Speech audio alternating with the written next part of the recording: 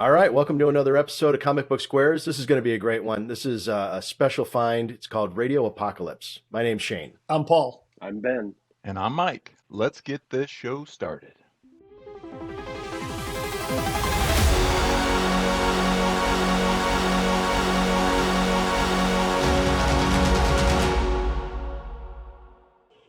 All right, welcome to another episode. This is going to be a good one. This is Radio Apocalypse episode 1. Spoiler alert. I like this one, but we'll get into it. Paul, just let us know, everything about this one, and we'll get started. Yeah, you bet. What's going on, everybody? So this one was called Radio Apocalypse. It's a new series from a company called Vault Comics. I wasn't super familiar with the company or the book. I saw the cover, and it sort of grabbed me right away. I opened up the inside just to see if I recognized any of the creators, and the writer goes by Ram V. The artist goes by Anand RK. So not familiar with any of their work before outside this title, but was really interesting. I think there's been some things done with music before and all that, but what was interesting about this book was it gave us a great perspective right inside the cover. And I'm just going to read that blurb really quickly. It says, "Dear reader, this comic was written to music playing over speakers, sometimes on vinyl, others remembered on CDs and audio cassettes. This story was told with tunes and words and images, twining into this inseparable thing in front of you. Let's make a deal. I'll tell you the best story I can about lives, loves, loss, and joy. And you, when you find an image or a line or referencing a song or character playing music on their boombox, Walkman, or handheld radio, I want you to find that song wherever you can, listen to music, and I want you to play it." And it goes on and on from there. This was really, really original. I really dug this story too. Shane, I know you said it was your favorite. The colors, the art were really bombastic. I mean, it was unique. I hadn't seen anything really like it. Similar, but again, we talk about in a lot of these episodes about the art complementing the story, complementing the script, making sense for what they were trying to tell you. And I thought this one really did. And so just a real recap on the issue, it's basically about a couple of folks in a futuristic type wasteland where rock and roll and music has been outlawed, and they are making their way across the country. And they just get in all sorts of entanglements, I guess you could say. So basically, I think they've caught on to something here, contemporary for folks like us, because we were raised on radio, so to speak, right? And so basically, this is about the last radio station on the planet that refuses to stop playing music, and they're acting as a beacon and trying to bring folks in and basically restart civilization. And these refugees are coming in from all over, which I think is kind of a pretty really close to home story, right? Obviously, things like that are always in the news. And so, you've got these refugees coming in from all over with a common goal, right, of seeking safety, but being brought in by music. So I really liked it. I thought it was a real good first issue to kick off this kind of a storyline. Yeah, 100%. I'm sorry, I'm going to jump in just because I love this book so much. I knew you would. I knew you'd love it. This was your deal. Yeah, and here's actually the thing. So the artwork, I'll be 100% honest, it was like pulling me a little bit like a tennis match, because some of the panels I didn't enjoy the scratchy style a little bit, but then other panels I was like staring at it for a long period of time, like I was at the art museum, like just sitting there enjoying this painting. So the color choices are just unbelievable. So when I finished it, I went back and actually reread it again, because it is so beautiful. I mean, it's just such a unique piece of artwork. Shane, did you notice though, as the story progressed, how the color, the palette changed? Yes. And that's what at first, that it's funny you say that you went back and reread it. I did the same thing just to sort of get a feel, because the first time I read through, I was like, what did I just read? let me try that again. You know, and I went back and I from the inside cover, I read it again. I said, okay, all right, let me do this. And I went through, and I mean, it made, not that it made more sense, but you know what, I sort of validated. I was glad I read that a second time. Hmm. Yeah, yeah. When you can have a piece of art like that you can uh, repeat view and enjoy it even deeper the second time, I think they've tapped into something. And my feeling about we've talked about this in other episodes is the idea that the comic books as an art medium relies on a lot of different input, you know, from different artistic people, from the letterers to the story to the artwork to the inker to the colorist. And I feel like when everybody elevates their game, it really takes it to a whole nother level. And the artist, I think, pushed the colorist to say, yeah, I'm going to step up my game because I'm going to help communicate the story. Like you said, the colors just evolve over the course of the story. I'm not. I'm going to say something that I hope I'm not giving any of the book away, but there's some uh, villain type characters, I'll just say, that so much reminded me of John Carpenter's The Thing. And The Thing is like one of my favorite movies of all time. And you know what I'm talking about without giving it away. But those creatures, oh my God, I was like, oh, that like brought me back. I was like, It made me want made to, me feel warm inside. yes. And I wanted to learn more about them because I had that same visual, Yes. Shane, same visual. And I'm like, okay, how did that happen? I got to know. Yep. Yep. Yeah, and the relation, and you know, we've talked about this before in other episodes about this idea of building characters, and then within this first issue, you know, the relationship between those two girls, I understood them as characters, and the other thing that was interesting to me was the leader of the town that she ends up in. You know, he has his reasons for closing the door. I'm not giving anything away with the story, but he doesn't. It's not a one note character where I'm just the villain and I'm going to lock you out. There's good reasons for it, and that gives him a more complex character. Even within a comic book, he's an interesting character and what he's trying to accomplish and protect, and he rationalizes it and explains that. It's just done so well, so well. I mean, So the last time I saw something like this done, it kind of reminded me of it. This is obviously a more serious tone, set an apocalypse type of setting. But you guys remember? I think it was called The Boat That Rocked with Philip Seymour Hoffman. He played a character where they played rock and roll from a boat. It was like a pirate radio station. I think it was called Pirate Radio. Maybe it was, wasn't yeah, maybe it was. I thought it was called The Boat That Rocked, but you might be right, Ben. I don't know. okay. I've seen so Interesting. many of those, but that was a movie that it kind of made me think of it. Yeah, it was called The Boat That Rocked, but it was about pirate radio. But there was another one like that too. I think it's that. Yeah, So there's was it Pump Up the Jam with Christian Slater? some, yeah. I mean, there's been these other type of pirate radio things, but yeah. it's always been set kind of like a more satire, comedic type thing. This was the first time I'd seen it set kind of like apocalyptic. So that's what I liked about it. I really agree with you. I loved this book. It was, so the story was totally new. For me, it felt fresh, a fresh take on the post-apocalypse. Yeah, the pirate radio. There's tons of pirate radio, post-apocalyptic stuff if you want it, but Yep. this is like a good fresh take on it. The character building was awesome. This is the first issue. I've never met these characters before, and I don't want to give anything away, but two characters are on the radio talking through a crisis, and I was like emotionally invested and like sad. Like I felt real emotions like reading that, just because only in a few short pages, because that was like about 3/4 of the way through the book. They got me caught up in these characters' lives already, like such good. And then Anon's artwork was beautiful, and with the coloring and stuff. What was cool is I did read it twice as well, because the first is reading the story, right, and I was looking at each panel and appreciating each panel, and then going back through and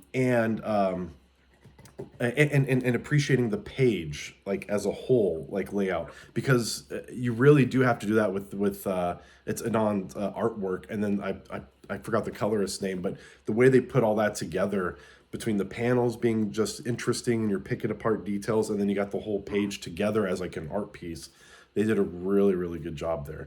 But yeah, kudos to even Ram V for his writing, because man, that characterization, as an aspiring, because I dabble in writing, but I was like jealous. I'm like, how did you get me to care about these people so quickly? You jerk. Yeah, yeah, I mean, he definitely tapped into something. He took a couple of different genres and put them together. And like I said, we've seen it in like the comedic and satire type setting before, but they went all in, man. It's apocalyptic. It's not happy time. It's serious stuff. And I think it's saying something about what's going on with our world today, which I like, without being overt about it. Obviously, there's no flags in this book. Things, they've moved past that. But yeah, I mean, so the colorist's name was Anisha, and so I'm not familiar with these creators, but just this one book sort of drew me into the point where the second one, I believe, comes out for whenever we're broadcasting this. We're February 6th today. I believe this week the second issue comes out, just so you guys know. So it's on your radar. Of 2022. Yeah. Well, I'll tell you one thing, just back to the artwork, because I'm sorry, Mike, I know you're chomping at the bit to talk about it, but I'm so enamored with this book. But this is one of those few times when I actually was looking at the artwork, and like in the second reading of it, I sat there to just admire the artwork. And I thought to myself, oh man, this is one of those pieces where if I could buy the original artwork and have that framed on a wall like that, it's that beautiful that I would like to find a way to buy the original artwork. That's a commission. And the other thing, yeah, exactly. And the other thing is that's really special about this, I think, and the hope that this show brings not only these kind of books to people's attention who might not be aware of them, is that this is definitely the kind of book where I could see Netflix or Hulu or one of these streamings picking it up, and this could be a TV show tomorrow. I mean, it could be we talked, I think before about Walking Dead going off the air, and this could fill that spot instantly. I'm already engaged with these characters, and you could you visually see the world that they're building. And that's the other thing, too, that's important that, I don't think it's talked about enough, is the idea of the world building. You've got to bring me into this world that I don't know anything about. Not only it's a big task as a writer and an artist, is to make me care about these characters that you're just introducing me to, and make me understand the world that they live in. And they did all of it masterfully. Yeah. Yeah. I mean, you could say, oh, it's music is outlawed. It's the apocalypse, and then begin the story. But I mean, I thought the way they did it, that little commentary that I read just inside the cover, I read that and I was like, okay, I'm ready to read this thing. This is it got me like excited to read it. So, yeah, I mean, I guess we probably see where it's all going, but let's let Mike have his take, because he's ready to go. No, I guess in a word, right? Engaging, to everyone's points. That excerpt that you read, and kind of introducing the book, it's like a lot of us are very music oriented. It can brighten your day if you're having a gloomy day, or music can do so much for you. And to me, it was astonishing because, as we've all mentioned, the artwork and the colors and how it kind of just draws you in. And it's almost like if you could put music to paper, right, and could describe the sounds and the tones of music in color, it's like that's almost what it felt like to me with this book. And to me, that's, again, the talent of these folks to be able to do that in such a short amount of time and in a few panels, engaging the reader into the characters, the story, whether it be someone doing something because of basic survival type instincts, or the relationship of some of the characters and how much you can see that they mean to one another. Just, again, it's almost like the talent where you almost don't even have to have the words on the page, where you can just see it is again, to me, that's astonishing. So, well, fantastic job. Yeah, and right inside that front page, there's a panel where one of the characters is putting a vinyl record onto a record player, And I know we're all of the age. We're not going to reveal it, but we're all of the age. We remember playing 33 and a third RPM and 45 RPM, and putting that needle down and hearing that little, and then that music starting, and you're just like, this is magical. So for them, it's funny because they say, oh, we created this while listening to music. To me, that's incredible because I'm such a music lover. I can't listen to music and do other things because the music pulls me out of whatever it is. If I'm supposed to be working and I have music on, forget about it. I'm now I'm in the music, right? So it's terrible for me. I would love to listen to music while I'm working, but I can't do it because I will go, oh, music time, and then I'm done. So You It's could like the feel dogging up. Oh, sorry. You could feel them channeling Screw that up. music though into into the art, into the story, the colors, all that. You could just feel that each of them like took that time to listen to the music and just incorporate that feeling into there. Man, and it's there was just so many good like characters, even some of the secondary characters that you were getting to know. It's like you felt like, and again, it's a testament to Ram V's writing. You felt like you knew them already, and there's some of them that were only in like maybe like a page, worth of panels. And I'm like, okay, I get this character. I get who this kid is, or who this guy is, or like the guy who runs the radio station. Like, okay, I get who this guy is, and he was only in a few panels. So, yeah, I can't speak enough about how impressed I was with this one. And I of love. course they name drop Springsteen. So, you got me there. As soon as you Yeah. say Springsteen, I was like, okay, yep, all right. Well, I love the fact that, Mike, that you brought up the idea that the colors almost felt musical to you, and that you could tell that the colorist was influenced by the music, and it felt like things were moving. And now that you said that to me, it's funny. Now I almost go back and look at some of those panels that I initially was not a fan of, kind of the squiggly style on some of the faces. But now I'm like, in a way, that's kind of musical. They're trying to almost like, you could almost feel like the action of the lines of them, like helping to tell the story. And all of it is influenced by it. And like I said before, I love it when all these different artists come together and they all want to elevate their game. It just makes it something magical. So love it, love it. Thank you, Paul. I had a feeling when I picked up all the books, I said, I think this is the one that's probably going to rise to the top for the most part. Because it just seemed to be the most original and the one that sort of, I don't know. It just when I flipped through it at first, I wasn't sure. I flipped through and I read the inside cover, I read the back cover, and I'm like, yeah, let me try this again. So I flipped through it again. I said, you know what? I'm going to pick this sucker up because I think it's going to be something. I think it's going to be good.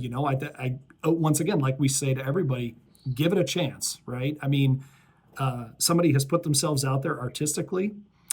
They know it's not going to make everyone happy, but that's not the point, right? The point is to reach those that want to be reached. And so we gave it a shot and we all liked it. So I think that's for us, they succeeded, right? They have a couple of elements that we gravitate toward: music, right? The apocalypse, because we've all been there. And then but they put it in the medium that we like. I mean, you again, like Shane said, you could put this thing on Netflix, and it would be the number one viewed thing, within a couple of days, I'm sure. But how many people are going to know that it's based on a comic book, right? And if it doesn't say that, based on the comic book or based on Radio Apocalypse by Vault Comics, who's going to know, right? And that's, I'd like to say that if they do that, Shane, that we were in on the ground floor, right? We're able to share it with any viewership here and let them know that, if you want to see this thing before it hits the screen, if it ever does, now's the time to get a hold of it. Absolutely. I 100% agree. That's the thing that I love most about doing this with you guys, is this idea of bringing stuff that people might not be aware of to a wider audience, so that people are aware of it. It's just like that. What's that show on Netflix? Sweet Tooth. A lot of people probably don't realize that is based on a comic book. and these things can translate really well to visual storytelling for shows and movies. Yeah, it's like that. So It's like that little indie show that Disney Plus has right now. The Book of Boba Fett. I don't know if you guys know, but that he was a character from Star Wars. Just throw that out there. little known movie. He was actually eaten by a sarlacc. Yeah. If Spider-Man from the Marvel movies would talk about it, he'd be like, that really old movie. Oh, you're old. You've seen Star Wars. Yeah. Like on that really cold winter planet with the big walker things. Yeah. Now, I love that now line one of more dialogue. pop reference out of you. Like, I didn't carve You're, the guy. you're basing your entire understanding of the future based on Back to the Future? No. Good, because you had me worried there. Awesome. Well, very cool. I mean, this was because we just universally loved it. I mean, this is a pretty quick one, but Makes it easy. yeah. So I think we just kick off with the reviews.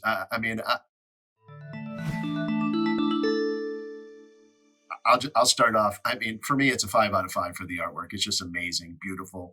The story, 5 out of 5. I gave it the whole thing is a 5 for me, just because I loved it so much. Yeah, I'll jump in. Definitely story 5 out of 5, 100%.